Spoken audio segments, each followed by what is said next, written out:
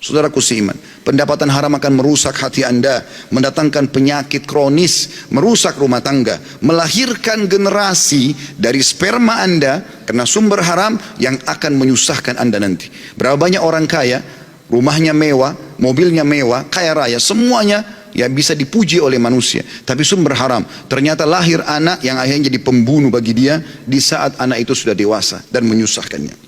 Juga teman-teman akan menyusahkan hati, menyusahkan hidup. Kalau Anda sampai hari ini masih merasakan gelisah, gundah, sebagaimana cukup banyak kalau ada di antara jemaah yang datang kepada kami di pengajian, bertanya, Ustaz, rumah tangga saya ribut, saya juga susah tidur, ada penyakit yang kronis yang saya tidak bisa sembuh, saya tidak pernah berhasil dalam sebuah usaha. Maka kira-kira apa pendapat Ustaz? Saya cuma mengatakan, coba muhasabah sumber pendapatan Anda. Sudah halal atau masih haram? Kalau masih haram, maka itu permasalahannya. Dan tidak ada subhanallah yang bisa mendatangkan kegundahan dan kegelisahan melebihi harta haram itu sendiri. Lebih parah daripada itu, yang keempat adalah akan mendatangkan azab yang sangat pedih pada hari kiamat. Allah subhanahu wa ta'ala menyebutkan masalah riba dalam surah Al-Baqarah ayat 275. A'udzu billahi minasyaitonir rajim. Alladzina ya'kuluna ar-riba la yaqumuna illa kama yaqumu alladhi yatakhabbathu asy-syaitanu minan mas. Dzalika bi annahum qalu innamal bay'u mithlu ar-riba wa ahallallahu al-bay'a wa harrama ar-riba. Faman ja'ahu mau'izatun min rabbi fantaha falahu ma salafa amru ila Allah wa man ada faulaika ashabun nari hum fiha khalidun.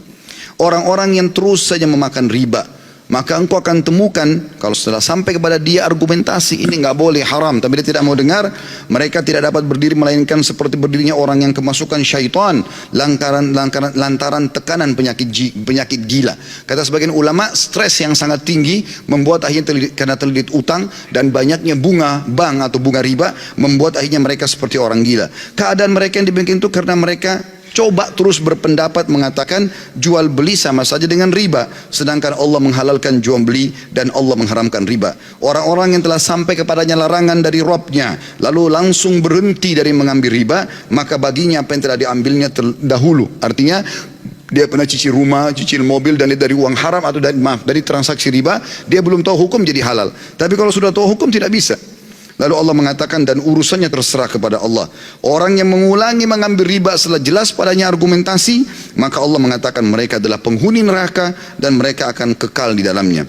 Di dalam sebuah hadis riwayat Tabarani, kata Nabi SAW, ayyuma lahmin nabata min suhtin fannaru awla bih. Sesungguhnya daging yang tumbuh dari pendapatan yang haram, maka neraka lebih pantas baginya. Saudaraku seiman, disebutkan dalam statement yang disampaikan oleh seorang sahabat yang mulia, dia mengatakan juga kalimat yang sederhana tapi sangat besar sekali efeknya. Sa'ad bin Abi Waqqas radhiyallahu anhu, beliau berkata, tidaklah aku mengangkat satu suap ke mulutku melainkan aku dalam keadaan mengetahui pasti dari manakah datangnya dan dari mana keluarnya. Kalau saya pun yang beli, sumber saya dari mana. Kalau saya dikasih sama orang lain, saya tahu dari mana sumbernya orang itu. Wahab bin Munabbi juga berkata, barang siapa yang ingin doanya dikabulkan Allah Ta'ala, maka hendaklah ia memperbaiki makanannya. Kita teman-teman sekalian, banyak di antara muslimin yang coba mencari alasan untuk membenarkan yang haram supaya jadi halal. Dan ini sebenarnya sifat kaum Yahudi. Dan kita tidak boleh seperti mereka. Haram dalam Islam, haram tidak akan berubah sampai hari kiamat. Dan itu disuruh kita pelajari untuk dijauhi. Halal dalam Islam, kita disuruh pelajari dan nikmati.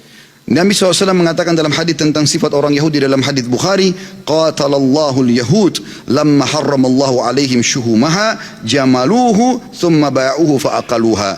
Semoga Allah membinasakan kaum Yahudi ketika Allah mengharamkan kepada mereka lemak bangkai haram, lemaknya pun ikut haram, tidak boleh karena dia sama bagian daripada daging itu. Lalu mereka menyiasatinya dengan cara mereka mengeluarkan lemak itu, kemudian mereka mengeringkannya, lalu mereka menjual dan memakan nilainya.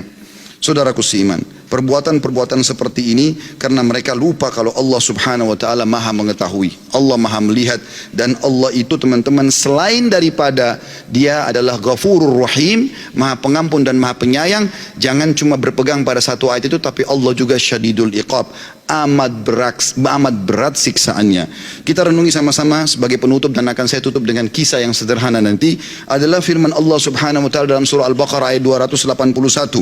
A'udzu billahi minasyaitonir rajim. Wattaqu yawman turja'una fihi ila Allah, thumma tuwaffa kullu nafsin ma kasabat wa hum la yudhlamun. Maka takutlah kalian semua, kata Allah, ketika kamu semua akan dikembalikan kepada Allah pada hari kiamat. Kemudian setiap orang diberi balasan yang sempurna sesuai dengan apa yang telah dilakukannya, dan mereka tidak akan dizalimi sedikit.